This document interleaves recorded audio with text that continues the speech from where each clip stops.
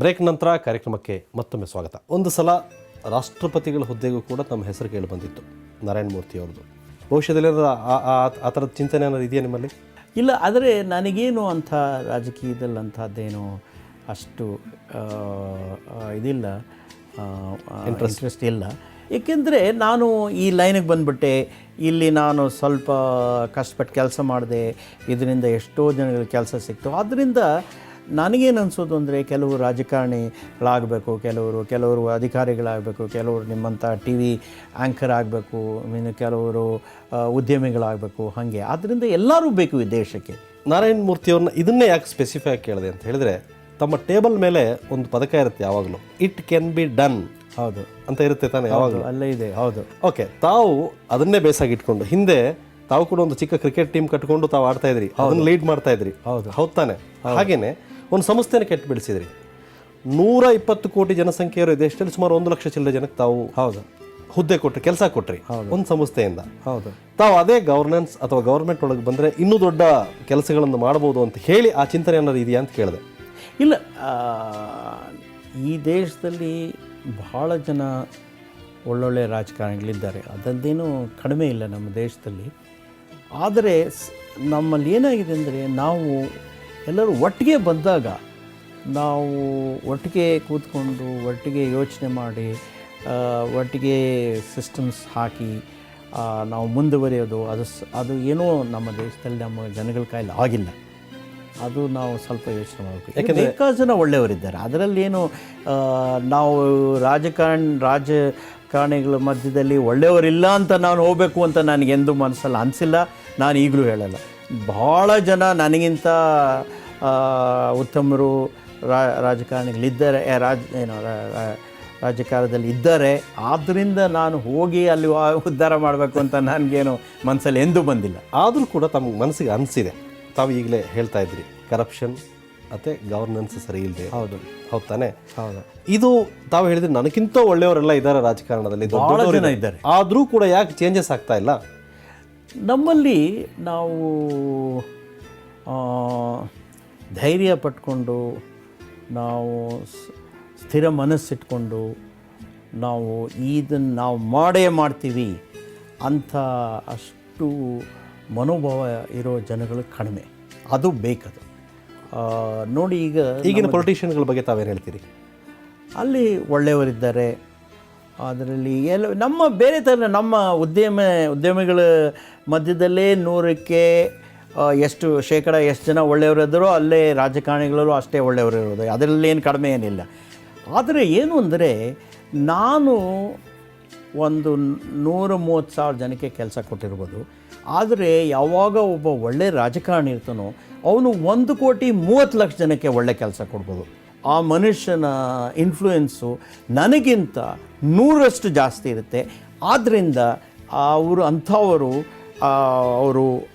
Honest ಆಗಿದ್ದು, ಅವರು ಒಳ್ಳೊಳ್ಳೆ ಡಿಸಿಷನ್ ತೊಗೊಂಡ್ರೆ, ಅದಕ್ಕೆ ನಾರಾಯಣ ಮೂರ್ತಿಯವರು ಆ ರೀತಿಯ ರೆಸ್ಪಾನ್ಸಿಬಿಲಿಟೀಸ್ ಯಾಕೆ ತೊಗೋಬಾರ್ದು ಅಂತ. ಈಗ ನಂದನ್ ನೀಲೇಕಣಿಯವರು ಒಂದು ಸರ್ವಿಸ್ ಮಾಡ್ತಾ ಇದ್ದಾರೆ, ಹೌದು, ಈ ಆಧಾರ್ ಕಾರ್ಡ್ ಬಗ್ಗೆ. ತಾವು ಇನ್ ಫ್ಯೂಚರ್ಲಿ ಆ ಥರದ್ದು ಏನಾದರೂ ಅಪಾರ್ಚುನಿಟಿ ಬಂದರೆ? ಇಲ್ಲ, ನಾನು 65 ವರ್ಷ ಆಯಿತು. ಈ ವಯಸ್ಸಾದಮೇಲೆ ನಾವು ಮನೇಲಿ ಕೂತಿರಬೇಕು. ರಾಜಕಾರಣಿಗಳಿಗೆ ಅಧಿಕಾರ ಶುರುವಾಗೋದೇ ಅಷ್ಟರಿಂದ ಸರ್? ಇಲ್ಲ, ನನಗನ್ಸೋದೇನು ಅಂದರೆ, ನಮ್ಮ ದೇಶದಲ್ಲಿ ನಾವು ಈ ದೇಶ ಉದ್ಧಾರ ಮಾಡಬೇಕಾದ್ರೆ ಭಾಳ ಕಷ್ಟಪಟ್ಟು ಕೆಲಸ ಮಾಡಬೇಕು. ಬೆಳಿಗ್ಗೆ 7 ಗಂಟೆಯಿಂದ ರಾತ್ರಿ 11 ಗಂಟೆ ತನಕ ಕೆಲಸ ಮಾಡಬೇಕು, ಭಾಳ ಟ್ರಾವೆಲ್ ಮಾಡಬೇಕು, ಭಾಳ ಜನಗಳನ್ನ ಮೀಟ್ ಮಾಡಬೇಕು ಎಲ್ಲ. ಆದ್ದರಿಂದ ನಾವು ನಮ್ಮ ದೇಶದಲ್ಲಿ 20-30 ವರ್ಷದವರು, 35 ವರ್ಷದವರು, 40 ವರ್ಷದವರು ಅಂಥವ್ರಿಗೆ ನಾವು ಒಳ್ಳೊಳ್ಳೆ ರಾಜಕಾರಣಿಗಳಿಗೆ ಒಳ್ಳೊಳ್ಳೆ ಕೆಲಸ ಕೊಟ್ಟರೆ ಅವರುಗಳು ನಮ್ಮ ದೇಶನ ಇನ್ನೂ ಮುಂದೆ ತರ್ತಾರೆ. 65 ವರ್ಷದವ್ರಿಗೆ ಕೊಟ್ಟು ಅಷ್ಟು ನನಗೆ ಅಷ್ಟು ಅನಿಸಲ್ಲ. ಈ ದೇಶದ ಕರಪ್ಷನ್ ಬಗ್ಗೆ ಏನು ಹೇಳ್ತೀರಿ? ನಾನೇನು ಹೇಳೋದು, ತಮಗೆ ಎಲ್ಲ ಗೊತ್ತು, ಎಲ್ಲ ಪೇಪರ್ ಎಲ್ಲ ಇದೆ. ಆ 2G ಸ್ಕ್ಯಾಮ್ ಆಗಲಿ, ಆದರ್ಶ ಸೊಸೈಟಿ ಆಗಲಿ, ಮತ್ತೊಂದಾಗಲಿ, ಎಲ್ಲರಿಗೂ ಗೊತ್ತಿಲ್ಲ. ಅಲ್ಲ, ತಾವು ಕೂಡ ಈ ಸಂಸ್ಥೆ ಕಟ್ಟಿ ಬೆಳೆಸಬೇಕಾದ್ರೆ ಯಾರಿಗಾದ್ರು ಲಂಚ ಕೊಟ್ಟಿದ್ದೀರಾ? ಇಲ್ಲ, ನಮಗೆ ನಾವು ಯಾವತ್ತೂ ಯಾರಿಗೂ ಕೊಟ್ಟಿಲ್ಲ. ತಾವು ಹೆಲ್ತು, ಎಜುಕೇಷನ್ ಆ್ಯಂಡ್ ಇನ್ಫ್ರಾಸ್ಟ್ರಕ್ಚರ್ ಬಗ್ಗೆ ಜಾಸ್ತಿ ಸ್ವಲ್ಪ ಹೆಚ್ಚು ನಾರಾಯಣ ಮೂರ್ತಿಯವರು ಇಂಟ್ರೆಸ್ಟ್ ಜಾಸ್ತಿ. ಈಗಲೂ ಕೂಡ ತಾವೊಂದು ಹೆಲ್ತ್ ಫೌಂಡೇಶನ್ಗೆ ಚೇರ್ಮನ್ ಕೂಡ ಆಗಿದ್ದೀರಿ. ಇನ್ಫ್ರಾಸ್ಟ್ರಕ್ಚರ್ ಬಗ್ಗೆ ಎಲ್ಲ ಮಾತಾಡ್ತೀರಿ. ಯಾಕೆ ಈ ಹೆಲ್ತ್, ಎಜುಕೇಷನ್ ಮತ್ತು ಇನ್ಫ್ರಾಸ್ಟ್ರಕ್ಚರ್ ಬಗ್ಗೆ ತಾವು ಹೆಚ್ಚು ಗಮನ ಹರಿಸ್ತೀರಿ? ಅಂದರೆ ನಮ್ಮ ದೇಶದಲ್ಲಿ 15 ವರ್ಷದಿಂದ 35 ವರ್ಷ ತನಕ ಇರೋ ಜನಗಳು ಲಿ ಪರ್ಸೆಂಟೇಜು ಪ್ರಪಂಚದಲ್ಲೇ ಜಾಸ್ತಿ ಇದೆ. ಅಂದರೆ ಅದರ ಅರ್ಥ ಏನು ಅಂದರೆ ನಾವು ಇವರುಗಳನ್ನೆಲ್ಲ ಚೆನ್ನಾಗಿ ಟ್ರೈನಿಂಗ್ ಕೊಟ್ಟು ಇವರೆಲ್ಲ ಒಳ್ಳೆ ಹೆಲ್ತ್ ಇದ್ದರೆ, ಇವರಿಗೆ ಒಳ್ಳೆ ಇದಿದ್ದರೆ ಇವರು ನಮ್ಮ ದೇಶಕ್ಕೆ ಭಾಳ ಮುಂದೆ ಬರೋಕ್ಕೆ ಸಾಧ್ಯ. ಓಕೆ, ಎಜುಕೇಷನ್ ವಿಚಾರಕ್ಕೆ ಬಂದರೆ ತಾವು ಎಂಜಿನಿಯರ್ಗಳ ತುಂಬ ಜನ ಬೇಕು, ಅಂದರೆ ಕ್ವಾಲಿಟಿ ಇಂಜಿನಿಯರ್ಸ್ ಬೇಕು ಅಂತ ಹೇಳ್ತೀನಿ. ಇಂಜಿನಿಯರ್ಸ್ ಆದ ತಕ್ಷಣ ತಾವು ಸಂಸ್ಥೆಯಲ್ಲಿ ಕೆಲಸ ಸಿಗುತ್ತೆ, ಇಂಜಿನಿಯರ್ಗಳು ಬೆಳೀತಾ ಹೋಗ್ತಾರೆ. ಸೊ ಬಹಳಷ್ಟು ಈ ಸೊಸೈಟಿಯಲ್ಲಿ ಒಂದಿದೆ, ಇಂಜಿನಿಯರ್ಸ್ ಅನ್ನೋ ರೋಬೋಟ್ಗಳನ್ನು ತಯಾರು ಮಾಡ್ತಾ ಇದ್ದಾರೆ. ಅಂದರೆ ಒಂದು ಕಡೆ ಇಂಜಿನಿಯರ್ಸ್ ಟೆಕ್ನಾಲಜಿ IT ಆ ಕಡೆ ಹೋಗ್ತಾ ಇದ್ದರೆ, ಇನ್ನೊಂದು ಕಡೆ ಈ ಸಂಬಂಧಗಳಿದೆಯಲ್ಲ ಅದೆಲ್ಲ ಕಡಿದು ಹೋಗ್ತಾ ಇದೆ ಅಂತ. ಇದ್ರ ಬಗ್ಗೆ ಬೇಸರ ಕೂಡ ಸುಧಾಮೂರ್ತಿಯವರು ವ್ಯಕ್ತಪಡಿಸಿದ್ದಾರೆ.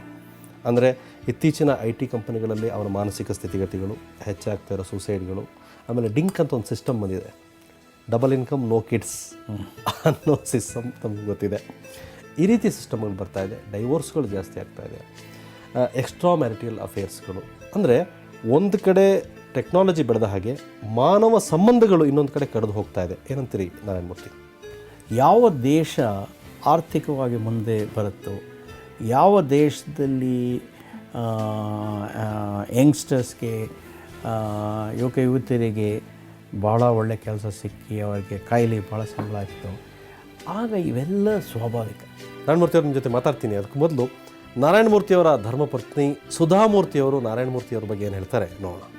ಒಂದು ಕಂಪನಿನ ಕಟ್ಟಬೇಕು ಅಂತಂದರೆ ಅದು ಒಂದು ತಪಸ್ಸು ಮಾಡಿದ ಹಾಗೆ. 9 to 5 ಹೋಗಿ ನಾನು ಹಾಫ್ ಡೇ ಲೀವ್ ತೊಗೊಂಡ್ರೆ ಯಾವತ್ತೂ ಕಂಪನಿ ಕಟ್ಟೋಕ್ಕಾಗೋಲ್ಲ. ಧನವನ್ನು ಲಿಟಲ್ ಬಿಟ್ಟೇನೆ ಅಷ್ಟನ್ನು ಹಾಕಿ 24/7 into 365 days into N number of years ನೀವು ಮಾಡಿದಾಗ ಮಾತ್ರ ಒಂದು ಕಂಪ್ನಿ ಕಟ್ಟಲಿಕ್ಕೆ ಸಾಧ್ಯ. ಅದರಲ್ಲಿ ನೀವು ಏನಾದರೂ ಕನ್ಸೆಷನ್ ತೊಗೊಂಡ್ರೆ ಕಂಪನಿ ಸರಿಯಾಗೋದಿಲ್ಲ. ಅದ್ಮೇಲೆ ನಂಗೆ ಅವೇರ್ ಇತ್ತು. ಅದಕ್ಕೆ ನಾನು ಇವತ್ತಿನವರೆಗೂ ನಾರಾಯಣಮೂರ್ತಿಯವ್ರಿಗೆ ನೀವು ಯಾಕೆ ನನ್ನ ಜೊತೆ ಟೈಮ್ ಸ್ಪೆಂಡ್ ಮಾಡಿಲ್ಲ ಅಂತ ನಾನು ಯಾವಾಗೂ ಅಂದಿಲ್ಲ. ಲಕ್ಷಾಂತರ ಜನ ಉದ್ಯೋಗಗಳಿರೋ ಇದಕ್ಕೆ ತಮ್ಮಂಥವ್ರದ್ದು ಕೂಡ ಒಂದು ಸೋಷಿಯಲ್ ರೆಸ್ಪಾನ್ಸಿಬಿಲಿಟಿ ಅದು. ಹೌದು. ಅದು ಎಲ್ಲಾದರೂ ವೀಕ್ ಆಯ್ತಾ ಅಂತ? ಇಲ್ಲ ನೋಡಿ, ಈಗ ನಾವೇ ಆಗಲಿ ಸುಧಾರ ಆಗಲಿ, ನಾವು ಈಗಲೂ ಭಾಳ ಚಿಕ್ಕ ಮನೇಲಿರ್ತೀವಿ, ನಾವು ಬಹಳ ಸರಳವಾಗಿ ಜೀವನ ನಡೆಸ್ತೀವಿ. ನಾವು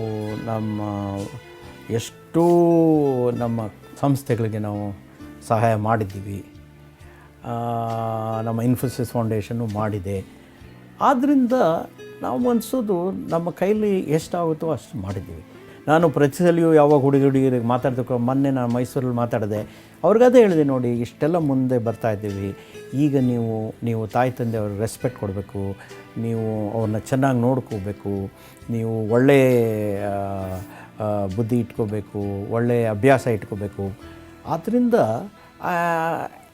ನಾವು ಮಾತಿನಲ್ಲೂ ಹೇಳಿದ್ದೀವಿ, ನಡ್ಕೊಂಡು ಕೂಡ ತೋರಿಸಿದ್ದೀವಿ. ನಾರಾಯಣಮೂರ್ತಿಯವ್ರ ಬಗ್ಗೆ ನೋಡಿ ಡಿಸ್ಪ್ಯೂಟ್, ಅದ್ರ ಬಗ್ಗೆ ಈಗಲೂ ಕೂಡ ತಮ್ಮ ಸಂಸ್ಕಾರದ ಬಗ್ಗೆ ಯಾರಿಗೂ ಎರಡು ಮಾತಿಲ್ಲ. ನಾರಾಯಣಮೂರ್ತಿಯವ್ರದ್ದು ಇಟ್ಟಂತ ನೋಡಿದ ತಕ್ಷಣ ಹಳ್ಳಿಯ ಒಬ್ಬ ಯಜಮಾನ ರೀತಿಯಲ್ಲಿ ಕಾಣ್ತೀರಿ, ತಮ್ಮ ಮುಖದಲ್ಲೂ ಕೂಡ ಸಂಸ್ಕೃತಿ ಎಲ್ಲ ಕಾಣಿಸುತ್ತೆ. ಆದರೆ ತಾವು ದೊಡ್ಡ ಉದ್ಯಮ ಕಟ್ಟಿ ಬೆಳೆಸಿದಾಗ ತಾವಷ್ಟೇ ಆಗಿದ್ರಿ, ಆ ಉದ್ಯಮದಲ್ಲಿ ಅರಳ್ತಾ ಇರುವ ಅನೇಕ ಯುವಕ ಯುವತಿಯರು, ಈ ದೇಶದ ಯಂಗ್ ಇಂಡಿಯನ್ಸ್, ಅವರು ಹಾದಿ ತಪ್ತಾ ಇದ್ದಾರೆ ಅಂತ ನಾರಾಯಣಮೂರ್ತಿಯವ್ರಿಗೆ ಅನಿಸ್ತಾ ಇದೆಯಾ, ಅನಿಸಿದೆಯಾ? ನನಗೆ ಹಾಗೆ ಅನಿಸಲ್ಲ. ಯಾಕೆಂದರೆ ಹೇಳ್ತೀನಿ ಕೇಳಿ, ನಾನು ಚಿಕ್ಕ ಹುಡುಗ ಆದಾಗ ನಮ್ಮ ಕೈಲಿ ಏನೂ ದುಡ್ಡಿರಲಿಲ್ಲ, ನಮ್ಮ ಮನೇಲಿ ಒಂದು ರೇಡಿಯೋ ಕೂಡ ಇರಲಿಲ್ಲ. ಆದ್ದರಿಂದ ನಮ್ಮ ಕೂತ್ಕೊಂಡು ಓದೋದು ಭಾಳ ಸುಲಭ ಆಯಿತು. ಈಗ ಮಕ್ಕಳುಗಳಿಗೆ ಒಂದು 200 TV ಚಾನಲ್ಸ್ ಇದೆ, ಎಲ್ಲ ಪ್ರಪಂಚದ ಎಲ್ಲ ಕಡೆಯಿಂದನೂ TV ಚಾನಲ್ಸ್ ಬರ್ತಾಯಿದೆ, ಇಂಟರ್ನೆಟ್ ಇದೆ, 100 ಸಿನಿಮಾ ಥಿಯೇಟರ್ಗಳಿದೆ, ಮನೇಲಿ DVD ತೊಗೊಂಬಂದು ನೋಡ್ಬೋದು, ಬೇಕಾದಷ್ಟು ಬಾರ್ಗಳು ಬಂದುಬಿಟ್ಟಿದೆ, ಬೇಕಾದಷ್ಟು ರೆಸ್ಟೋರೆಂಟ್ಸ್ ಆಗಿದೆ. ಅಷ್ಟರಲ್ಲೆಲ್ಲ ಅವರು ಕೂತ್ಕೊಂಡು ಓದಿ ಮುಂದೆ ಬರೋದು ಅವರ ಕೆಲಸ ಭಾಳ ಕಷ್ಟ.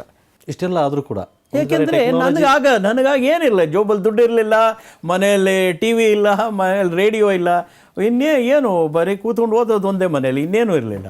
ನಾರಾಯಣಮೂರ್ತಿಯವ್ರ ಜೊತೆ ಇನ್ನಷ್ಟು ಮಾತಾಡೋಣ. ಅದಕ್ಕೂ ಮೊದಲು ಒಂದು ಚಿಕ್ಕ ಬ್ರೇಕ್.